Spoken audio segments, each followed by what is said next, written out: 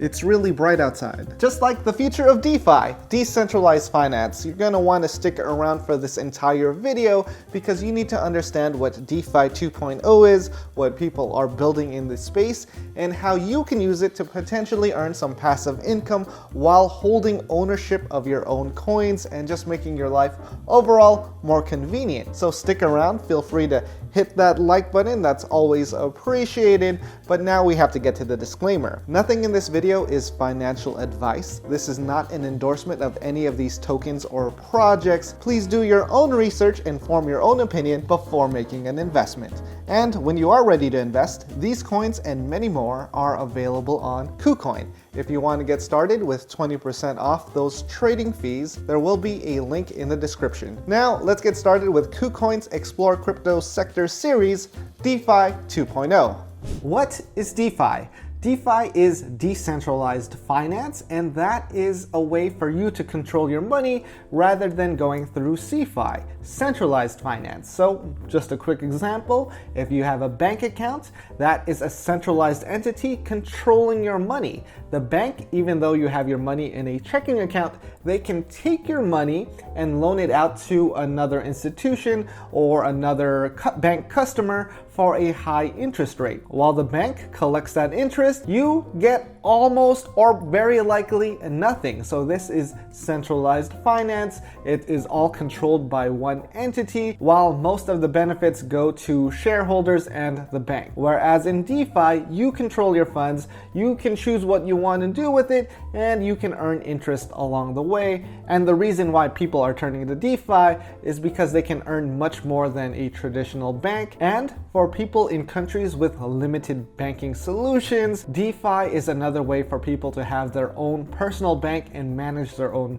funds. So with DeFi 2.0, we are getting more features, we are getting upgrades, and we are getting a better user experience. So now with DeFi 2.0, we are solving issues with things like liquidity and the infrastructure of things. And that's why we're going to talk about 4 tokens that are focusing on DeFi 2.0, where you could potentially get a very good decentralized finance experience while either earning or using that to do something decentralized 2.0 finance. All right, let's just start with the first token, Thorchain, coin name RUNE. Imagine if you could trade your Bitcoin for Ethereum without having to go through a crypto exchange, without having to wrap your assets. That is possible with Thorchain because Thorchain allows users to trade digital assets between different blockchains. In the world of DeFi 1.0, you would have to either wrap your assets or just bring your cryptocurrency into a centralized exchange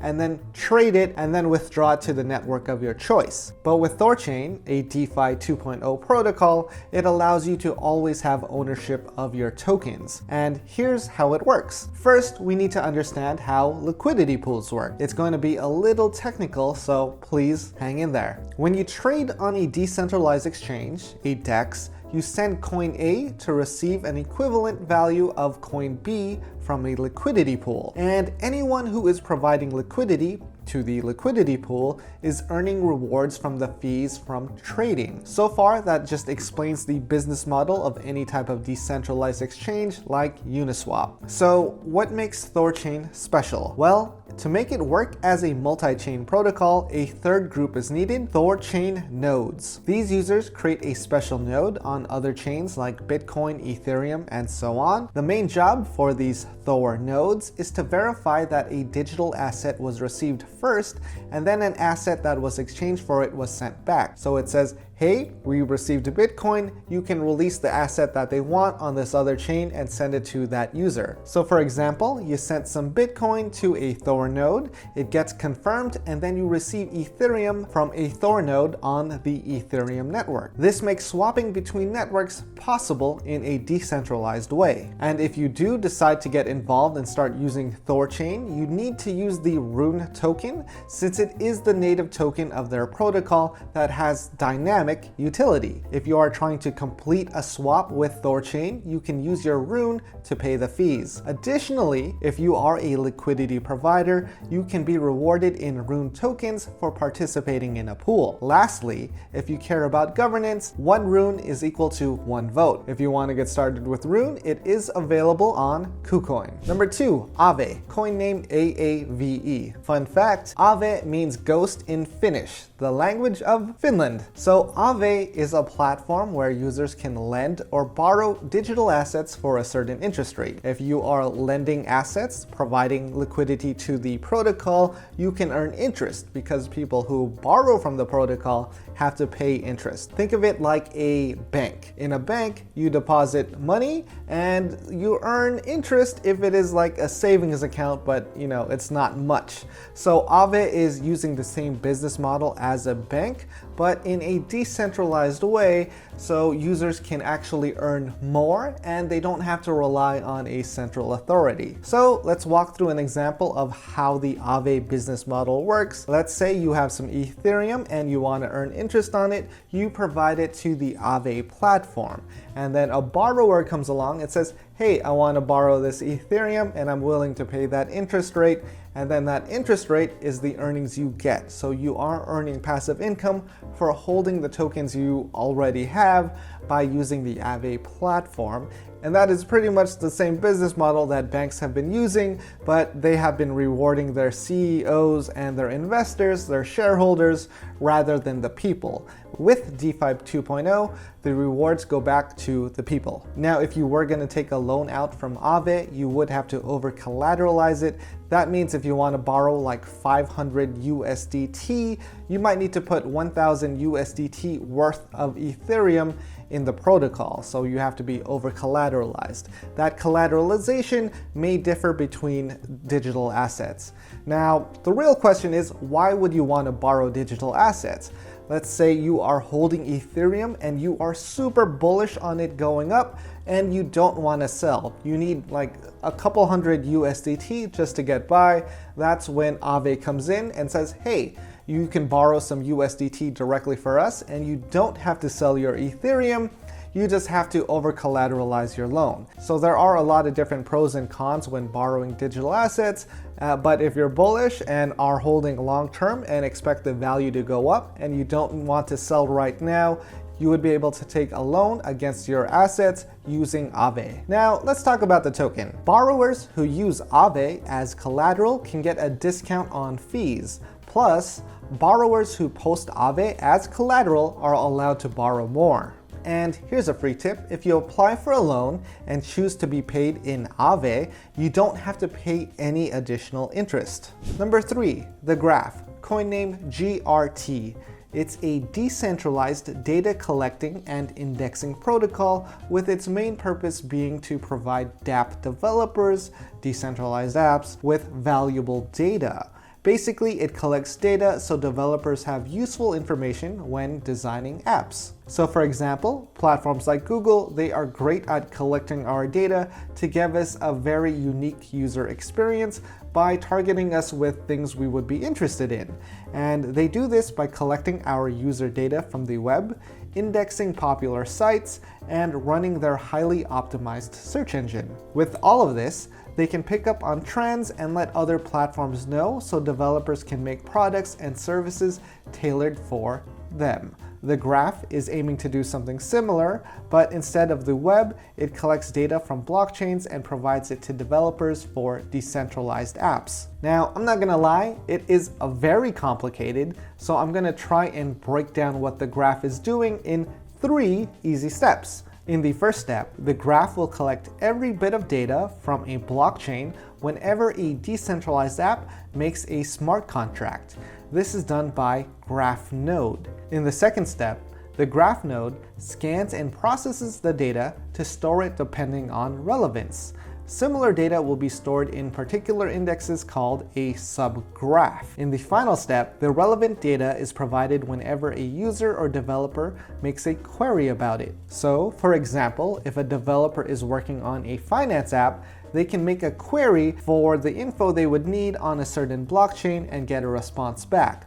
what they get back is the valuable data that would help them develop an app that they are trying to make. So it's like they are getting a head start on all the user data and market research that developers need to make a very good app. Now, the graph is a DeFi 2.0 protocol because it is providing valuable data to improve our existing experiences with decentralized apps and the blockchain in general, with all of cryptocurrency. So if you want a good user experience, you need a lot of data. And the graph's main business model targets developers by providing valuable user data. So if you think the graph will be a valuable resources for those developers, that's where the GRT token comes in. Because GRT is the graph's native token, and that is the currency used on their platform, which provides services like the Graph Explorer, Subgraph Studio, and hosted services. To use any of these services, you're going to need to have GRT, so if you are a developer, you're going to need to have that ready. Number 4, Olympus, coin name OHM. Olympus is a DAO treasury aiming to offer a coin that can achieve its stability while still maintaining its purchasing power using a floating market-driven price. I know, that sounds like a word salad, so let me try to break that all down. Unlike DAI or USDC, which are pegged to the value of the US dollar, the Olympus token is backed by crypto assets held in the Olympus treasury. It was a deliberate choice by Olympus to not use fiat currencies as a backing since they are prone to inflation. This is the main difference Olympus has with other stablecoins. So you can kind of think of it as a stablecoin with a floating price. So here's how it works. Olympus claims they've solved the issue with achieving price stability by not being pegged to anything, but instead achieving its value through its own backed crypto assets. Here's a breakdown on how they achieved stability with their OHM token. When OHM trades at a value above its backed assets, the OHM protocol mints and sells new OHM, increasing the supply. So the supply of this coin can be infinity, just so you're aware. When OHM trades at a value below its backed asset, the OHM protocol buys back and burns the OHM, decreasing the supply. So there is a little supply and demand curve where things get minted or burned depending on the situation. And when it does this, it allows the OHM token to achieve what they call a stable floating value while never falling below the value of its backed assets. So with that in mind, you might be asking, how can I benefit from holding OHM? And lucky for you, I do have the answer. There are two main options, staking and bonding.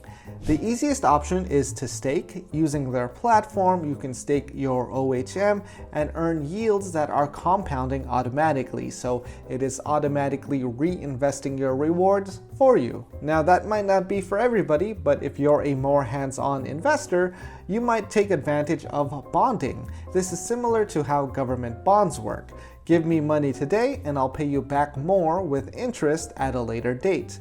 So in this case, you can sell your assets to the treasury and receive OHM back at a discounted price after a certain period of time. And that's all the time we have for today. Those were 4 DeFi 2.0 projects. And if you want us to cover something else in the future, let us know in the comments and why. Now, DeFi is a growing and evolving space. Large institutions are betting on DeFi. And back in May, KuCoin raised $150 million to help launch DeFi projects to further develop the emerging technology. So if you want to get started with KuCoin now, you can do that and get 20% off your trading fees with the link in the description. If this video has been helpful, as always, hit that like button, consider subscribing, and this has been a KuCoin video.